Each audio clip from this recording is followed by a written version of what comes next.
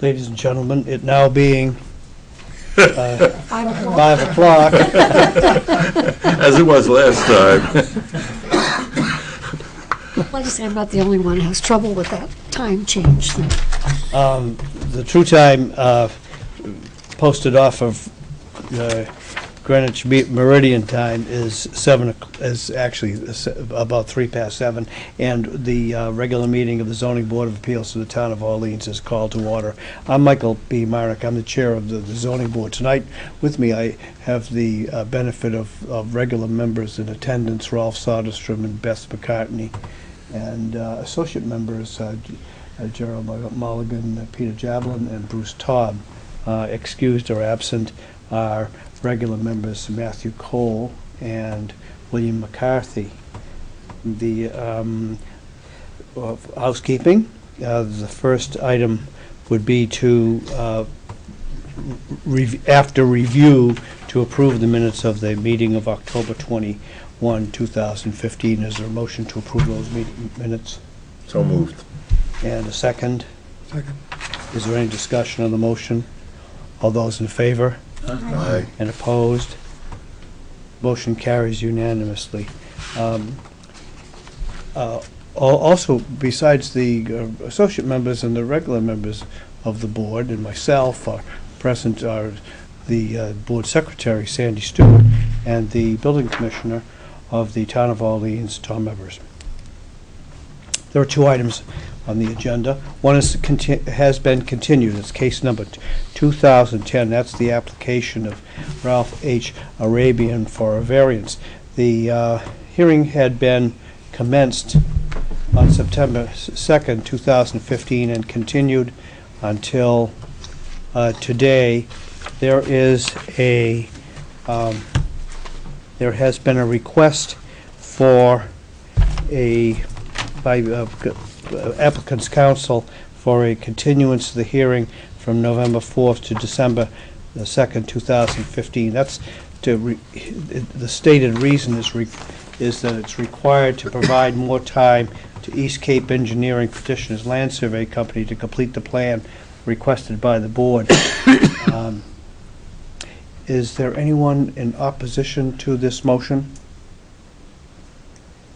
Members of the board, the general custom for continuances is that the requests are received by the board secretary and communicated generally to the chair, possibly to the chair and the other members of the board.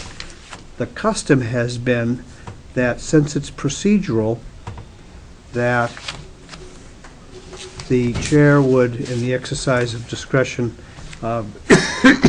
grant the continuance or have the applicant or the applicant's counsel present it in person. Mr. Laraya is not here.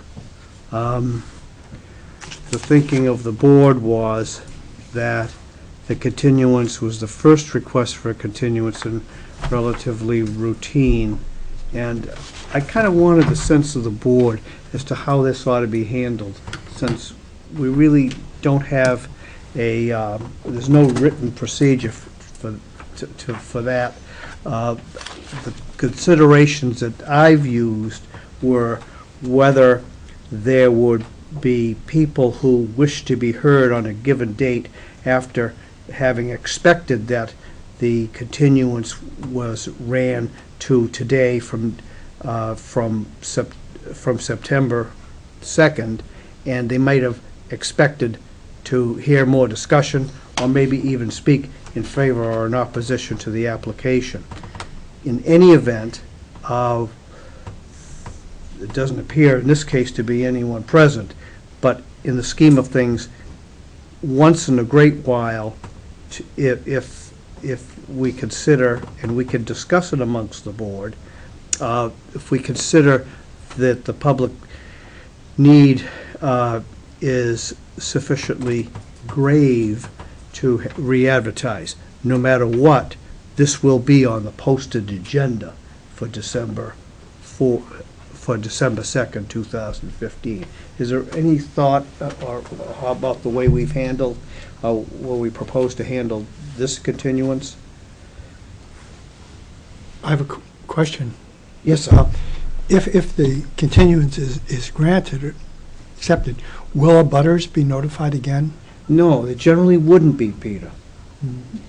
We have done this on occasion. There's been a new notice, but I hadn't thought about requiring that to be done again here. What is the nature of the notice requirement generally? Generally, it's within a certain bulge required by statute. By bulge, I mean a perimeter. The landowners of record are notified by mailing with a receipt requested. And there's publication in a newspaper of general circulation. And the agenda is posted right in the foyer of Town Hall. It's online, too. Yeah. I mean, I've always been, speaking for myself, it isn't, continuances, in this case, it's more than for convenience of council and the applicant. They really need to, they're suggesting they need to do something we asked for. I have no objection to granting the continuance. I think that that's fine and courteous, and besides which we know more or less that nobody's been inconvenienced by it. That's fine. I do have a question about the notice. And again, if it's not our routine practice to do it, I'm not going to suggest we do, but my impulse, and I don't know if it's because of the unique characteristics of this particular application, but my impulse is to seek, and does the re-notification burden fall on us or on the applicant? No, that would always be on the applicant. Well, I'm sorry, may I? Yes. There, on a continuance, there is no requirement to re-advertise in the newspaper or to re-notify abutters. I think the thinking is that anybody who's interested is going to show up for the hearing, and they're going to find out at the hearing that it's been continued. Having said that, it will be on the agenda and posted, and because it's on the agenda, it's going to get re-advertised in the newspaper, because it's easier to do it than to not do it. And I think on re-notifying, if we re-notified, we wouldn't necessarily have to do it certified like we do now. We could do it just by regular posts, and it'd be 50 cents a pop instead of $4 a pop. So, I mean, we don't usually, when we do that, we haven't gone back to the applicant and said, hey, you need to pony up the cash. We've just done it because we felt that it was necessary. And I think that when we did it, it was like on something that was near the beach, where it was really contentious and there were a lot of people here and a lot of interest in the application. And I think in that case, we did send out a, 50 cent, just a re-notice to the abutters. So whichever way you want to go, I don't care. But there is no legal requirement to do that. Could I just ask to be clear, in the original notice, the burden fell to the applicant? We do the notification, Oh, and we we did. do the notification based on the assessor's list, the list of So abutters by that we the did it, that assessors means provide. that you had to send out the letters and Yeah. we paid $4. Well, they pay for it, They paid, but we we sent do it it out. based on the assessor's list, so that we know it's been done, and so that we know how it was done. And that is a requirement That in is the the initial requirement. hearing. Yes, that is the requirement by 40A. So I think it's just a matter, in a sense, of setting our own precedent here, and we're not bound by it in any way either, No. but But there was a serious question on the table presented by this application. I'm thinking that we'll do a mailing again. The regular mailing to those abutters who would have been required on the first pass, Easy. all right? The only, excuse me, the only harm we're looking to avoid is the inconvenience of coming to a meeting where it's been continued. Right, that's the only harm?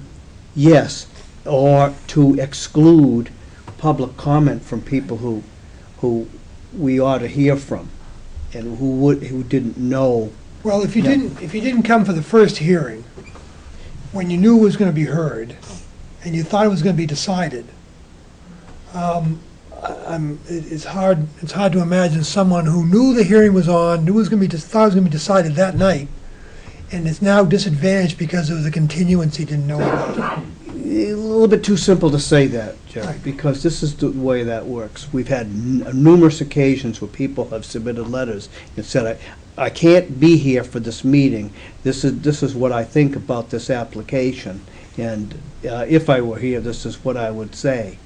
And, But in that case, you can notify the person very easily. yeah, well, I suppose you could.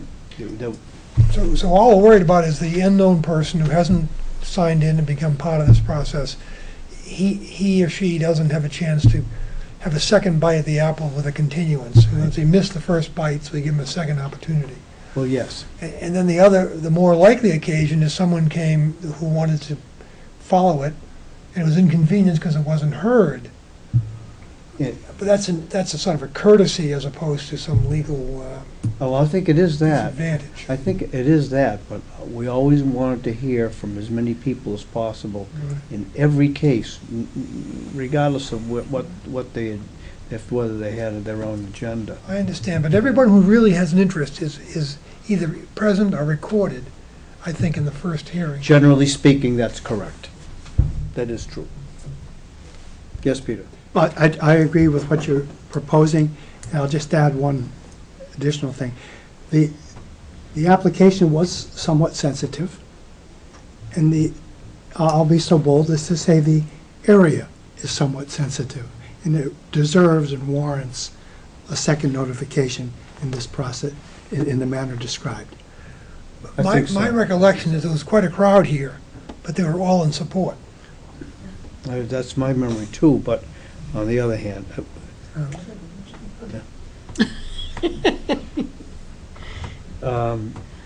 It seems to me that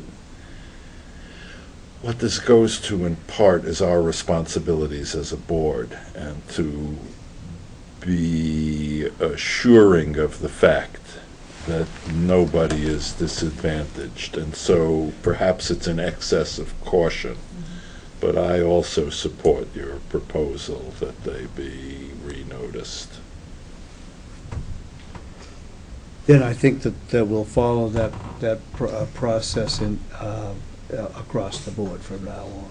Even with no for instance, in tonight's hearing, if no one comes either side, but there's an issue that we need David to go back on and come back to us, you would renotice that occasion too?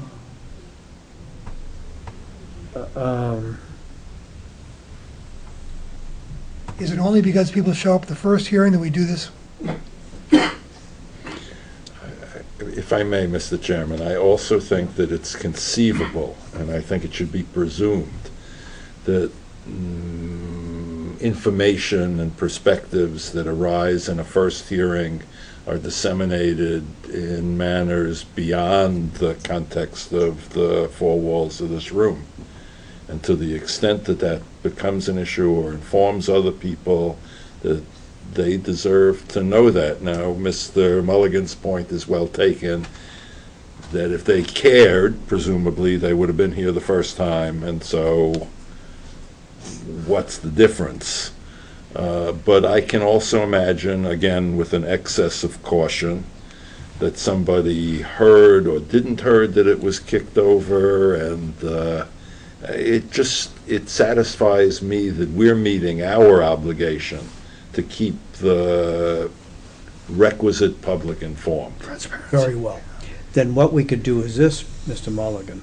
If an applicant tonight, for example, at the conclusion of the hearing, requested a continuance for one reason or another, then we could deal with that further notice requirement in in connection with the request for a continuance. So, This one came in off the street, kind of Yeah. between the hearings, which Right. is a little bit different. I understand, and it is a sensitive issue.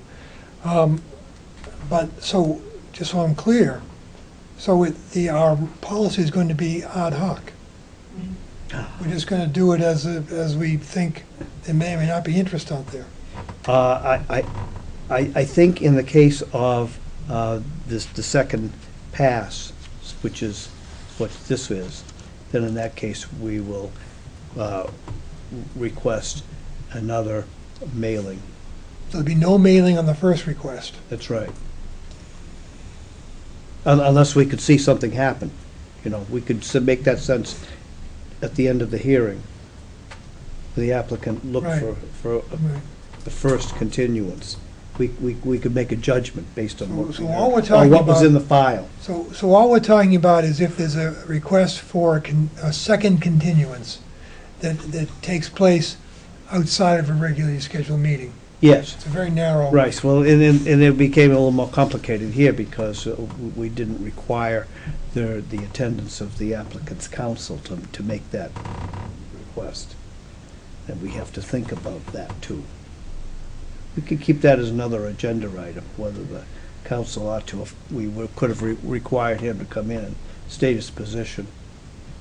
Bear in mind that material, which he's requesting until December 2nd, was supposed to have been filed, if I recall, nigh on to 3 weeks ago, wasn't it? I don't know. Usually it's a week before. I know that would, I know that I think you issued some kind of a warning that there was time, we were waiting for it, and it didn't happen. Yeah, didn't you? I think so. I think so. Well, I anyway, asked him where it was, and I think that's what generated gee, maybe we need a continuance because it's not quite ready. all right. So, then we'll entertain a motion to grant the applicant's request for continuance to from November 4th, 2015 to the hearing of December 2, 2015, and subject to the notice by regular mail to those abutters who were notified of the application at the very outset. Is there a second? Second. Well, actually, I need someone to make the motion. I'll make the motion. Very well, Mr. Mulligan. Is there a second? Second. Is there any discussion on the motion? All those in favor? Aye. And opposed?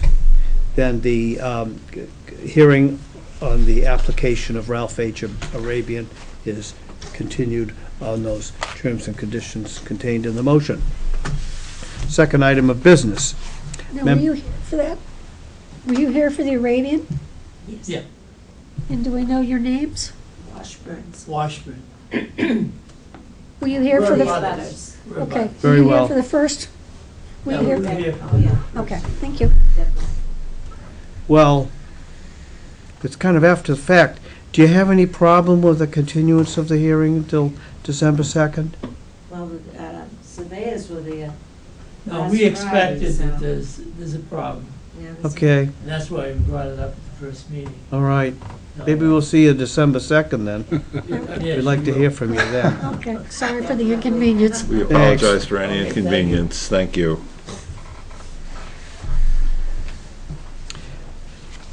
This is the case number 2019 is the application of Alan and Patricia Long for special permit as set forth in General Laws, Chapter 40A, Section 6, under Orleans zoning bylaw, Sections 164, 3C1 and 164-21C to construct a deck addition to a pre-existing non-conforming dwelling, which is in violation of the coastal bank setback. This property is located at 10 Oyster Trail, Orleans map number 88, parcel number 28. Has any member of the board been involved in any communication with the application or any of the applicant's agents, which would should be disclosed or would give rise to a conflict of interest?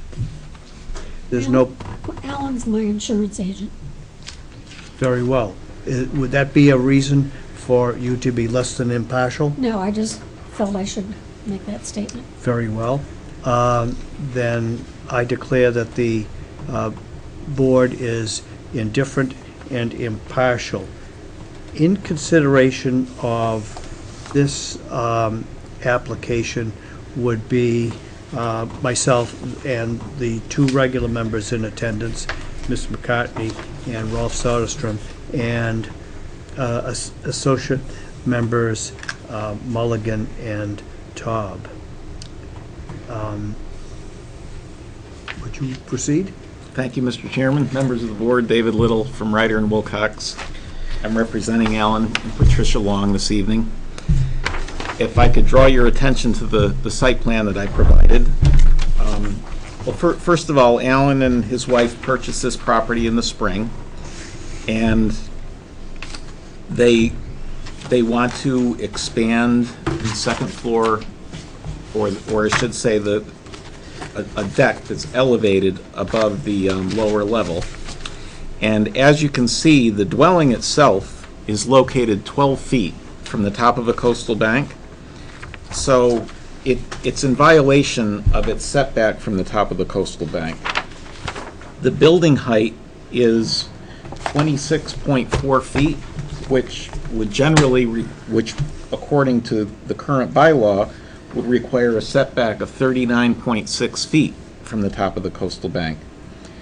So it's pre-existing non-conforming with respect to that regulation in the Orleans bylaw. It is a very old dwelling. It was originally constructed according to the assessor's records in 1927. The area, if you didn't have a chance to go to the site, I'll pass this photograph around, and the existing deck is here, and the proposed deck would extend out toward what we are looking at, above pool equipment and above an areaway below.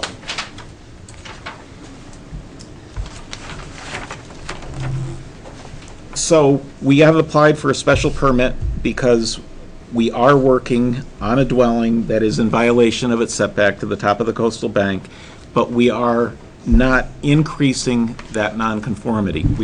The nonconforming nature of the addition is 15 feet, whereas the current nonconformity is 12. So the nonconforming nature is not being increased. We have applied for a special permit, and I'll go through the criteria. The site is adequate for the addition. The site is suitable. There would be absolutely no impact on traffic flow or safety. I think the visual impact on the character of the neighborhood is negligible. I understand there's a letter from a neighbor across the water, but I'll address that shortly. The deck itself has railings on it. It's not going to appear to come any closer to the top of the coastal bank than the large dwelling that's behind it. The property is served by a Title V septic system and town water. There are no drainage issues on the site. The site has the benefit and use of all available utilities. There would be no noise associated with the deck addition. And I did appear before the Orleans Conservation Commission recently, and they have issued an order of conditions for the proposed work, assuring that we will not have an impact on groundwater quality, recharge volume, and water quality of our coastal and freshwater bodies. So I think this is a very straightforward project with respect to what the Longs want to do, and I hope that you can find that the change will not be detrimental to the established or future character of the neighborhood and will be in harmony with the general purpose and intent of the chapter. There is a letter which Sandy provided me when I came in this evening from Michael Panio. If I could bring your attention to the abutters list in the application, Michael Panio lives at the very end of Quonset Road. If you were to drive all the way to the end of Quonset Road where the town landing is, Michael lives there, and his house looks out over Pleasant Bay. It doesn't really look toward the Long's house, which is across the water body from him, but given the distance Mr. Panio's house is from here, even if he did look over toward the Long's deck, I doubt that he would even be able to see the increase in impact from his view, which would be so far away. That would be my presentation. Is he I can opposed? answer any questions. We haven't seen the letter. Is he opposed? I'm going to circulate it's the note, the letter. Let the record reflect that this is a case number concerning case number 2019, construction of a deck to a pre-existing non-conforming dwelling which is in violation of the coastal bank setback. I live at 197 Quonset Road, which is directly across Little Quonset Pond from the stated proper at 10 Oyster Trail. I've owned my property since 1989. In all my dealings with the town of Orleans, I have abided by the decisions of both the zoning board and the Conservation Commission. The dwelling at 10 Oyster Trail is not in compliance with the coastal bank setback, and no additional construction should be allowed in the setback zone. If the board feels that this project should be allowed, then repeal the law since it's useless. Thank you, Michael Panio. I'm going to circulate this for inspection to the members of the board, but that's the text. Do you have a sense of the distance from Mr. Panio's property at 197 to this property at 10 Oyster Trail? It's across the water, I know. I can give you a sense of that. I would guess it's approximately 600 feet.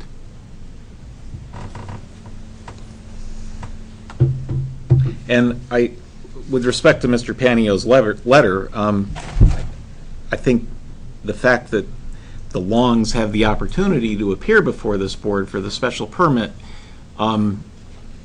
he doesn't touch on the fact that that's an avenue that's open to people that have houses in pre-existing non-conforming situations, and I think that they are deserving of the special permit for this minor deck expansion.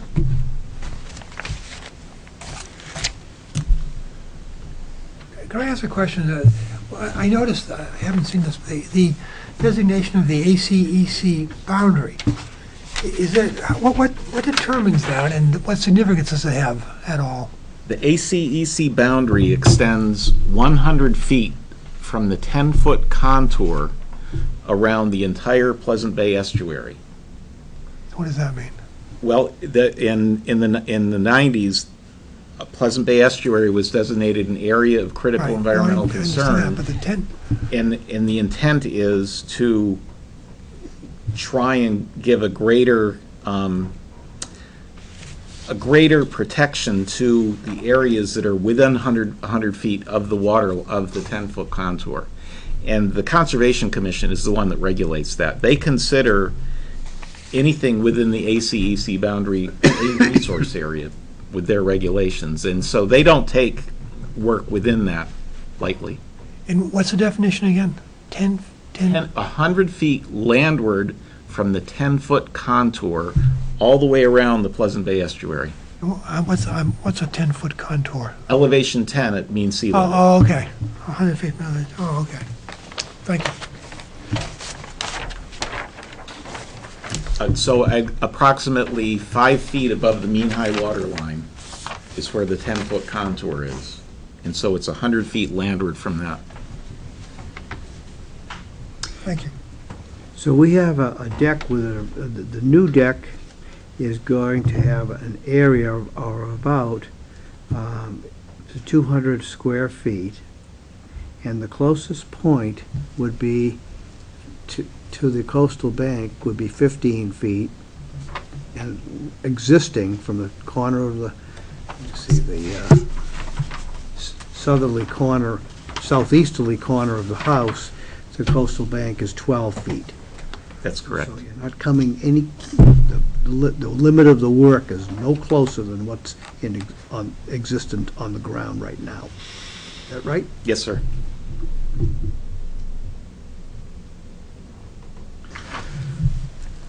Are there any other questions of the applicant? Is the tennis court still there? It is. Is it shared? They have easements. Okay. Believe, if anybody went to the site and drove down Oyster Trail today, the little cottage on the left that you drive by when you're going in, they own the property on the other side of Oyster Trail and own the tennis court, and all the property was in common ownership at one point in time. And they've maintained the use of the tennis court. I don't know the history beyond that. Yeah, so is there are two pieces to this property? Yes, they also own a small piece of land on the other side of Oyster Trail that they have a path that goes down to gain access to the water. Okay. I think that at the time of the filing of the application for a special permit, the order of conditions had not been issued. It's dated September 16th. The application was filed September 15th. Am I right?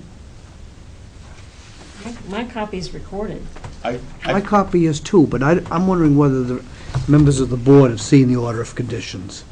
It's in everybody's package. It is? Yeah. Yeah, we have that. Okay, all right. And the I finding, think, the application came in, and then I got the supplemental stuff before I ever even passed anything out, so I think Okay. it all went out Fine. together. the only condition that the Conservation Commission imposed on the property was that the Longs discontinue the use of fertilizers. Other than that, they had no issue with the deck. They admitted using them?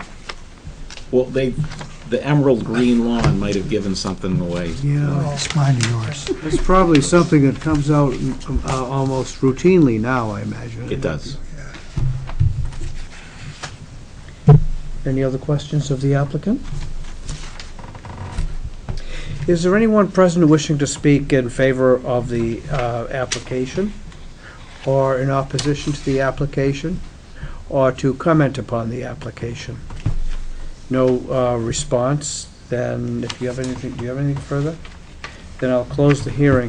What is the sense of the board? It occurs to me that in this situation involving a coastal bank, and that the Conservation Commission has had to pass through here and has allowed an order of conditions, and there's no further encroachment on the, closer than what's already there on the ground in the southeast corner, that no particular harm to the zoning bylaw is results. Is there any other thinking by members of the board? You know, what's interesting about this one to me is that there's no further encroachment in the sense of getting closer to, but there is what I would think of as an encroachment in the sense that it expands the nonconformity, right? There's a pre-existing nonconformity, Yes. and this expands it. Whether that's right or wrong is... Well, it does in another location. And, Yeah. and I couldn't tell, it doesn't extend the existing porch, it's like creating a second porch, or Top it's on it. It's an expansion of the existing deck. it's an expansion of the existing deck. And I was, I think that in an instance such as this, the decision of the Conservation Commission carries a certain weight for me. That's what I was trying to say in a nice, clever, obtuse way. It seemed to me that the Conservation Commission may have a better idea of the gravity of the encroachment. And if they saw fit to permit it with the conditions, then maybe, That's why I provided you the photograph. yeah. Because the ground below it, it's already altered. It has concrete, it has pool equipment. And the paddles, Is there also, when you said Title V, is it one of these above ground? No. So what's the wall that we see to the right in the photograph? There's an areaway that provides access down into the basement. Entryway. And that was, they added soil or something to create that? Way back when? Yes. Okay. And do you have any sense, this is just for my own education, the nonconformity preceded the bylaw, presumably, given the age of the house?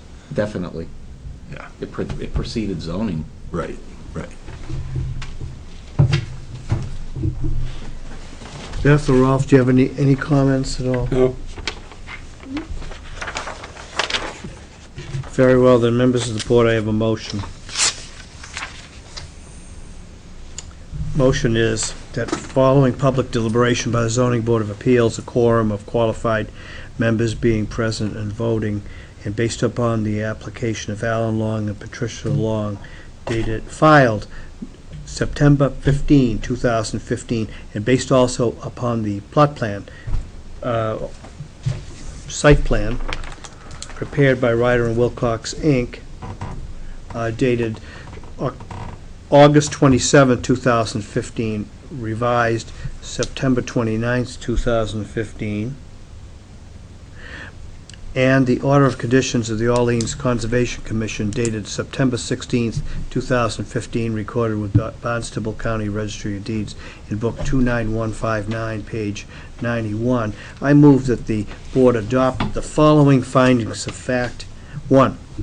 The notice of hearing was given in the manner and for the time required by law. 2. The subject property, known as 10 Oyster Trail, Orleans, is shown as parcel 28 on Orleans map 88 and is in a R district. 3. The present use of the property is a single-family dwelling. 4. The proposed use of the property is a single-family dwelling with a deck addition with a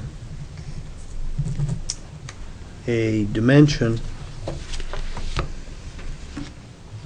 approaching 15 feet off the coastal bank. 5. The proposed use will not be detrimental to the established and future character of the neighborhood and will be in harmony with the general intent and purpose of the zoning bylaw. 6. The alteration will not be substantially more detrimental to the neighborhood than the existing structure. The dimensions of the new deck are 10.5 feet times 20.3 feet. 7. The site is adequate in terms of size and suitable for the proposed use. The lot consists of 34,184 square feet. 8. The proposed use will have no negative impact on traffic flow or safety. 9. The proposed use will have no negative impact on the visual character of the neighborhood. 10. The proposed use is isolated from and will have no impact on the method of sewage disposal, source of water, drainage, or water resources. 11. Utilities and public services will be adequate for the proposed use. 12. Noise and litter will not be increased after construction of the proposed use. 13. There will be no adverse impact on groundwater quality and recharge volume, and the water quality of coastal and fresh surface water bodies. 14. A special permit to run with the land shall be granted to the applicant. And 15. There was opposition to the application, which opposition was taken into consideration. That concludes the motion. Is there a second? Seconded. Is there any discussion on the motion, members of the board? Then we'll proceed to vote. All those in favor? Aye. And opposed? The motion carries unanimously. I have a second motion based on the findings of fact. I move that the board grant a special permit pursuant to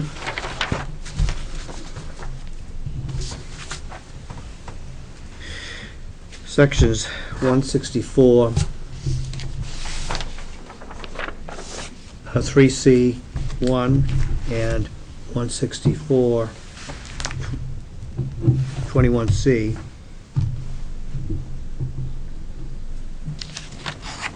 And 164-44 of the zoning bylaw to run with the land.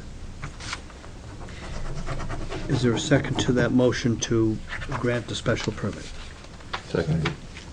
Is there any discussion on the motion? All those in favor? And opposed? The motion carries unanimously.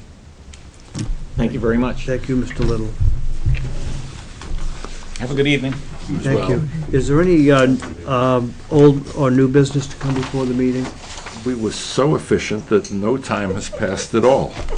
Yeah, I know. Everything. I've got a question. Yes, Mr. Jablo. It's a little outside the box, but a citizen asked me if a applicant had a problem with the decision of this board, how would he appeal it? Through the normal civil courts, or how? How would they appeal it? Yes, yes, the challenge goes to the Superior Court, not the District Court, the Superior Court, which has exclusive jurisdiction Directly. for appeals of the Zoning Board of Appeals. Okay.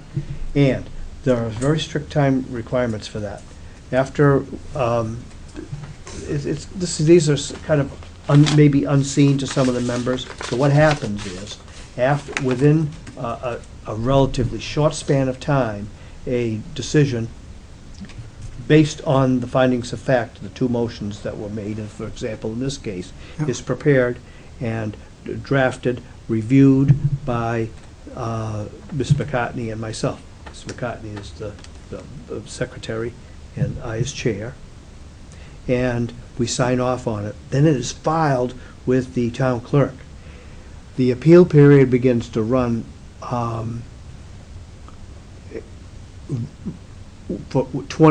of civil action must be filed within 20 days of the filing with the city clerk, or the town clerk. A Thank you. notice of that has to be filed with the town clerk, or it doesn't count. Yeah, there's kind of some kind of technical requirements, a very short period of time within which you'd have to protect yourself. And there's no good reason for excusing that time lapse. In other words, you can't get relief from not filing it within 20 days with the Superior Court. Then the Superior Court tracks it and follows it, and so. Okay, so that anybody doing that. It takes another couple of years. It does, it does. But Got that 20 days, though. the citizen has to stay on top of things. They can't fool around. They have to make it You happen do, quickly. but see, Okay, but it's public record, you see. okay. You would have to follow it. I- But our practice has been to prepare the decisions, to review the decisions, and to file the decisions within usually 2 weeks or less. Within 2 weeks, It's yeah. usually within 2 weeks. Sometimes it's even faster. And then the meter begins to run. And, Okay. and Peter, so there's no question about it. Mhm. You don't have to be here to object or to argue to us that you don't want a certain relief to be granted to an applicant. You could come in off the street and appeal the decision. So it doesn't have to be the applicant who appeals. It can be someone off this citizen. A lot of times it would be. Okay. You grant a variance or a special permit, and someone could be aggrieved by that. Okay, got it. You know, they have to file their appeal within. Well, So within that- 20 days of your processing of it. Yes, within the 20 days of the filing with the town clerk. Okay, You know, the town clerk has a register of. that's good. That's enough. I'll just tell this person that they really have to get on it. You do, really have to supervise Okay, Chapter it. 40A, And I'm sorry? as a Chapter 40A. Chapter 48 is That's the statute. And as a That's, follow-up question, Yes. does the filing of an appeal serve as contemporaneous injunctive relief? it does. You could proceed, but you'd act at your peril. But that's why I think the time period is short, because No standing required for, I don't think so. I don't think there is. I don't think you have to be in a butter. Really? You may not get anywhere, but well, why would you spend the money to do it on the other hand? to annoy somebody you don't like in town? You could, well, People never do things like that. Yeah, mine, why not? is, the- Not in Orleans anyhow, other places they may, Right. but if there's no further business, I'll entertain a motion to adjourn. Some will And all those in favor? Yes. Approved and opposed? Motion carries unanimously.